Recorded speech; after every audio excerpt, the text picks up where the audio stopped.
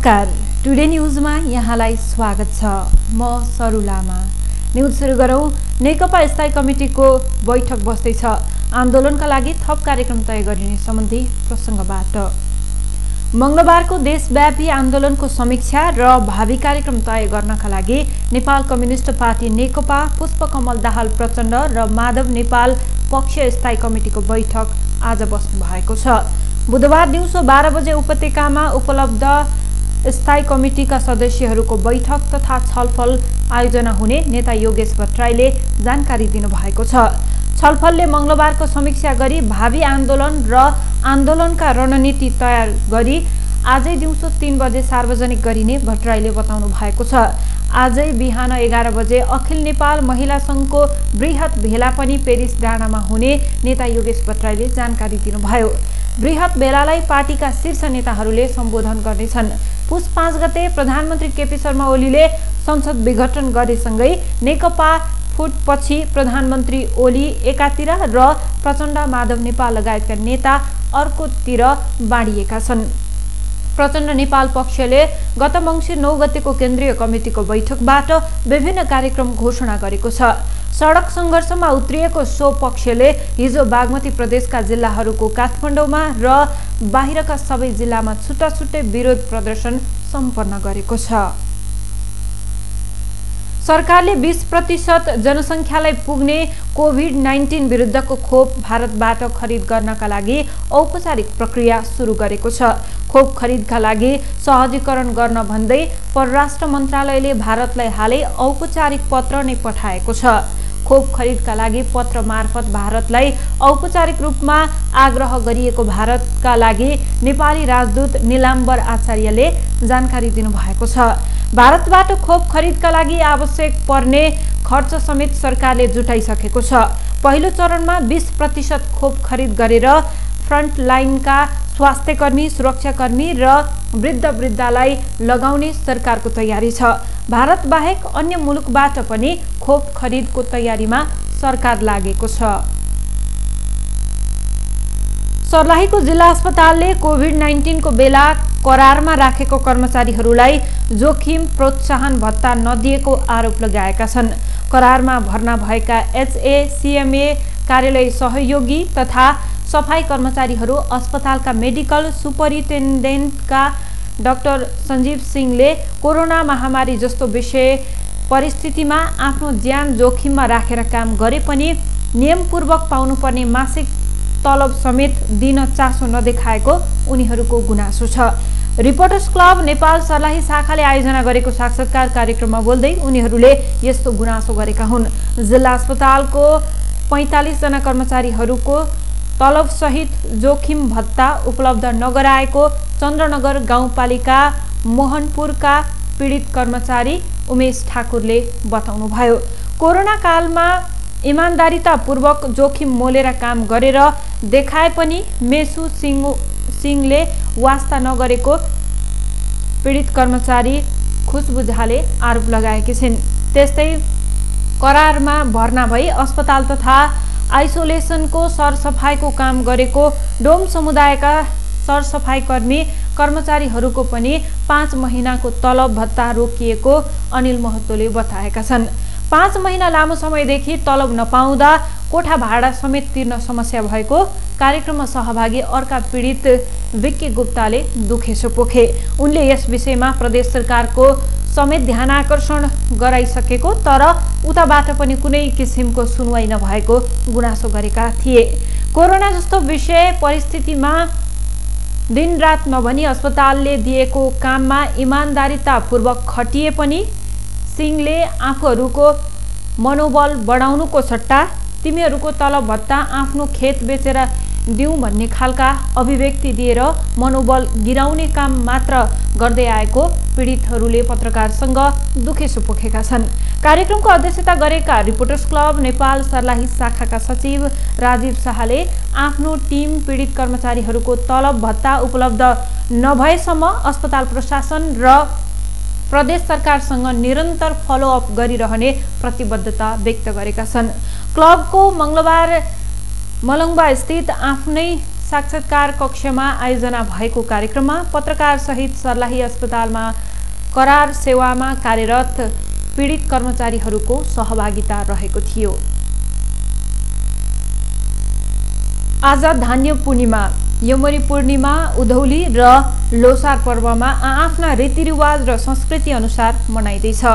कोरोनाको कारण विशेष सुरक्षा सावधानी अपनाएर चाडपर्व मनाउन विज्ञहरूले सुझाव दिँदै आइरहेका छन्। मङ्सिर शुक्ल पूर्णिमाका दिन धानको विधिपूर्वक पूजाआजा एवं दान गरी धान पूर्णिमा पर्व मनाउने चलन छ। मङ्सिरमा धान भित्र्याएपछि शुक्ल पूर्णिमामा धान, गणेश, कुलदेवता, गैडु देवता, गोठ देवता, महागुरुद्र, महालक्ष्मी लगायतको देवताको पनि पूजा गरी नयाँ भित्रिएको धान कुटेर चामल बनाउने, त्यसबाट पिठो पिँधेर सेलरोटी, बाबर, पुरी, मालपुवा बनाएर चढाउने परम्परा छ। नयाँ धान भित्र्याइएको खुसियालीमा नेवार समुदायले आज यमरी पूर्णिमामा हर्षोल्लासका साथ मनाउँदैछन्। यमरी पूर्णिमालाई यमरी पुनही पनि भनिन्छ। नेवार समुदायको ठूलो चाडका रूपमा मनाइने यस चाडलाई खाद्य पदार्थको रसिलो चाडको रूपमा पनि लिन्छ। यमरी नयाँ धानबाट बनेको चामलको पिठो, चाकु र तिलबाट बनाइन्छ। नुहाई धुवाई र घरमा लिपपोत गरी यमरी पकाउने चलन छ। यमरीमा दुधबाट बनेको खुवा र चाकु तथा तिल समेत राखेर डल्लो बनाइन्छ। नेवार समुदायले पनि धान राख्ने भकारी वा कोठीमा पनि पूजा आराधना गरेर यमरी पूर्णिमा मनाउने गरेका छन्। यसैगरी मङ्सिर शुक्ल पूर्णिमाका दिन आज याक्खाको चाकु, सुनवारको फोल्स्यायाद, राईको उधौली सकेला र लिम्बूहरूको चासोक तङनाम धुमधामका साथ मनाइँदैछ। 3 दिन अघि सुरु भएको पर्वको पहिलो दिन लिम्बूहरूले चासोक ताङनाम पर्व मनाएका थिए भने आज संयुक्त रूपमा सबैले उधौली साकेला अर्थात् किरात पर्व मनाउने गरेका छन्। किरात संस्कृतिका बारेमा अनुसन्धानरत कीर्ति कुमार दुमी राई किरात भित्रका जात जातिले यो पर्वलाई फरक फरक नाम दिए पनि समग्रमा उधौलीका नामले चिनिने बताउनु भएको छ। किरात समुदायले आफूले लगाएको अन्न बाली पाकेपछि आफ्नो इष्ट देवतालाई चढाउने, खानका लागि अनुमति माग्ने तथा पितृलाई स्मरण गर्ने दिनलाई याक्खाले चासुवा, सुनवारले फोल्स्याद, राईले उधौली साकेला र लिम्बूहरूले चासोक ताङनाम भन्ने गरेका छन्। बाली लगाउने बेलामा भने किरात जातिमा उधौली अर्थात् यावा पर्व मनाउने चलन छ। गुरुङ समुदायले आज लोसार मनाउँदैछन्। पुरानो वर्षलाई विदाई गरी नयाँ वर्षलाई स्वागत गरेर पुष 15 गते तमु लोसार पर्व मनाउने गरिन्छ। लोको अर्थ वर्ष र सारको अर्थ फेरिने भएकाले वर्ष फेरिने दिनलाई तमु लोसार भनिएको गुरुङ समुदायका मानिसहरूको विश्वास छ। तमु लोसार पर्व सूर्यको किरणसँग सम्बन्धित छ। गुरुङ बाहुल्य रहेको लमजुङ, गोर्खा, तनहुँ, स्याङ्जा, मनाङ, कास्की पर्वत लगायतका जिल्लाहरूमा सूर्यको ताप पहिले आउने भएकाले पुष 15 मा यो पर्व मनाउने गरिएको हो। यसपछि क्रमशः तामाङ र शेर्पा जातिको बसोबास भएको क्षेत्रमा सूर्यको ताप आउने भएकाले माघ र फागुनमा यो पर्व मनाउने विश्वास गरिन्छ। राष्ट्रपति विद्यादेवी भण्डारीले किरात समुदायको महान पर्व उधौलीका उपलक्ष्यमा स्वदेश तथा विदेशमा रहनुभएका सम्पूर्ण नेपाली दिदीबहिनी तथा दाजुभाइमा सुस्वास्थ्य, दीर्घायु तथा उत्तरोत्तर प्रगतिको लागि शुभकामना व्यक्त गर्नुभएको छ।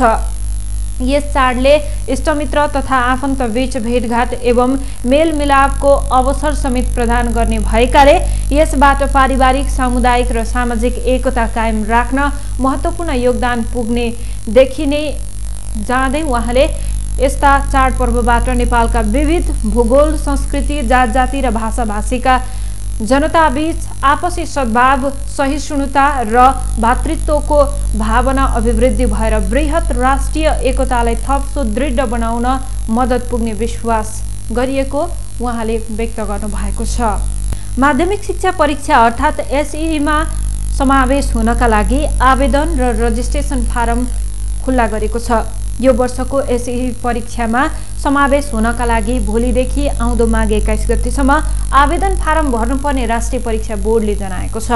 अहिले कक्षा 10 मा पढिरहेका विद्यार्थीहरूले रजिस्ट्रेसनको अर्थकट्टीको प्रतिलिपि शैक्षिक सत्र 2075 वा त्यसभन्दा पहिले निम्न माध्यमिक शिक्षा परीक्षा अर्थात् कक्षा 8 उत्तीर्ण गरेको प्रमाणपत्रको प्रतिलिपि लगायत सम्बन्धित विद्यालयमा बुझाउन समेत बोर्डले आग्रह गरेको छ। यस्तै यो वर्षको कक्षा 9 मा साधारण तथा प्राविधिकतर्फ पढिरहेका विद्यार्थीहरूका लागि पनि रजिस्ट्रेसन फारम भर्न बोर्डले आग्रह गरेको छ। आउँदो वर्ष परीक्षा दिनका लागि भोलिदेखि माघ 21 गतेसम्म रजिस्ट्रेसन फारम भर्नुपर्ने बोर्डको परीक्षा नियन्त्रण कार्यालय भक्तपुरले जनाएको छ।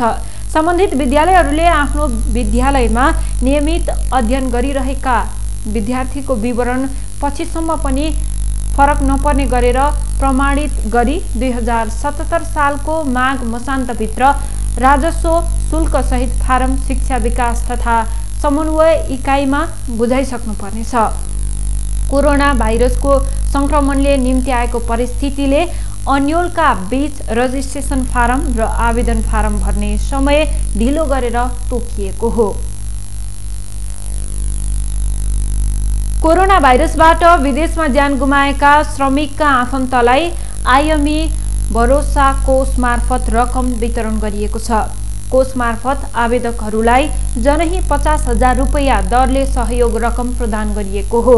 मंगलबार प्रदेश नम्बर 2 को सिराहामा एक कार्यक्रमका बीच आइएमई लिमिटेडका प्रबन्धक रोशन रखाल, आइएमईका क्षेत्रीय प्रतिनिधि अरुण कुमार भण्डारीले संयुक्त रूपमा आवेदक स्वर्गीय प्रसाद मण्डलकी पत्नी मञ्जु कुमारी देवीलाई चेक हस्तान्तरण गर्नुभएको हो। आइएमई पे वालेट मार्फत रकम भुक्तानी लिन सक्ने पनि व्यवस्था मिलाइएको छ। आइएमईले कोषको सहयोग रकम पुष मसान्तसम्ममा हस्तान्तरण गरिसकिने लक्ष्य लिएको छ। कोभिड-19 का कारण श्रमका लागि विदेश गएका धेरै नेपालीको मृत्यु भएकाले तिनका परिवारलाई सहयोग गर्ने सोचका साथ भरोसा कोषको स्थापना गरिएको हो। यस कोषले प्रभावित परिवारलाई सहयोग पुग्ने अपेक्षा गरिएको छ। सन् 2020 को जनवरी 1 देखि अक्टोबर 16, त्यसैगरी 2076 साल पुष 16 गतेदेखि 2077 साल असोज 30 गतेसम्म कोभिड-19 का कारण विदेशमा ज्यान गुमाएका नेपाली श्रमिकका आफन्तले आवेदन दिन सक्नेछन्। साथै आवश्यक विवरण सहित आइएमई ग्रुपको केन्द्रीय कार्यालयका साथै प्रदेशमा अवस्थित प्रादेशिक कार्यालयहरूमा गएको मङ्सिर 15 गतेसम्म आवेदन दिन सक्ने गरेर व्यवस्था मिलाइएको थियो। आयातका लागि मुख्य नाका रहेको वीरगञ्जबाटै सवारी साधन आयात घटेको छ। यो सँगै सवारी साधनको आयातबाट सङ्कलन हुने राजस्वमा पनि गिरावट आएको हो। वीरगञ्ज भन्सार कार्यालयको गत आर्थिक वर्षको र चालु आर्थिक वर्षको मङ्सिरसम्मको तथ्याङ्कले यो नाका भएर हुने प्राय सवारी साधनको आयात घटेको देखाएको छ। चालु आर्थिक वर्षको मङ्सिरसम्ममा यो नाका हुँदै 2 अर्ब 82 करोड रुपैयाँ बराबरको 2588 जना जीप, कार र भ्यान आयात भएका छन्। गत आर्थिक वर्षको यसै अवधिमा 4 अर्ब 12 करोड रुपैयाँ बराबरको 4251 स्थान सवारी साधन आयात भएका थिए। चालु आर्थिक वर्षमा सवारी साधन आयात झण्डै आधाले घटेको छ। जनकपुर धामका 12 जना सहयोगापेक्षी सडक मानवको मंगलबार उद्धार गरिएको छ। सडक मानवको राष्ट्रिय उद्धार कार्यक्रम अन्तर्गत जनकपुर धाम पुगेको मानव सेवा आश्रम हेटौडाको टोलीले जनकपुर धामबाट 12 जना सडक मानवको उद्धार गरेको हो। उद्धार गरिएका सहयोगापेक्षी सडक आश्रित मानव मध्ये 30 वर्षदेखि 80 वर्षसम्मका ज्येष्ठ नागरिक रहेका छन्। जनकपुर धाम उपमहानगरपालिकाका मेयर लालकिशोर शाह र उपमेयर रीता कुमारी मिश्रको सहयोगमा उद्धार गरिएका सहयोगापेक्ष सडक आश्रित मानवलाई मंगलबार नै संरक्षणका लागि वीरगञ्ज र हरियोनी स्थित मानव सेवा आश्रम पठाइएको आश्रमका संस्थापक अध्यक्ष रामजी अधिकारीले बताउनुभयो। उहाँले बर्दिवास नगरपालिकामा पनि उद्धारको काम गर्ने र बुधबार रौतहटको चन्द्रनिगापुरमा कार्यक्रमको आयोजना गर्ने बताउनुभयो। सडक मानवको राष्ट्रिय उद्धार कार्यक्रम अन्तर्गत पुस 7 गतेदेखि मेचीबाट सुरु भएको अभियान महाकाली पुगेर माघ 7 गते सम्पन्न हुने उहाँको भनाइ छ। उद्धार गरिएका नागरिकहरूलाई जनकपुरधाम उपमहानगरपालिकाको कार्यालयको प्राङ्गणमा जम्मा गरी आश्रमका स्वयंसेवकहरूले सरसफाई र स्वास्थ्य परीक्षण गरेका थिए भने जनकपुरधाम उपमहानगरपालिकाले खानाको व्यवस्था मिलाएका थिए। जनकपुरधाम उपमहानगरपालिकाका मेयर लालकिशोर शाहले आश्रमको कार्यप्रति कृतज्ञता प्रकट गर्दै नगरपालिकालाई सडक मानव मुक्त बनाउन आफूले हरसम्भव सहयोग गर्ने प्रतिबद्धता जनाउनुभयो। जनकपुरधाम धार्मिक ठाउँ रहेको र यहाँ मोक्ष पाउनका लागि पनि मन्दिरहरूबाट बस्न आउनेहरू धेरै रहेको बताउँदै मेयर शाहले यस किसिमका मानव आश्रम जनकपुरधाममा निर्माण गर्नुपर्ने प्रतिबद्धता समेत व्यक्त गर्नुभएको थियो। आश्रमले सडक मानव पुनर्स्थापनाको लागि चलाएको अभियान प्रशंसनीय रहेको भन्दै मेयर शाहले यस पवित्र कार्यमा सबैले आफ्नो ठाउँबाट सहयोग गर्नुपर्नेमा जोड दिनुभयो। हौस् त, यसका साथै टुडे न्युज अहिलेलाई सकियो। हाम्रो अर्को बुलेटिन लिएर पुनः उपस्थित हुने नै छौँ। टिभी टुडे हेर्दै गर्नुहोला। नमस्कार।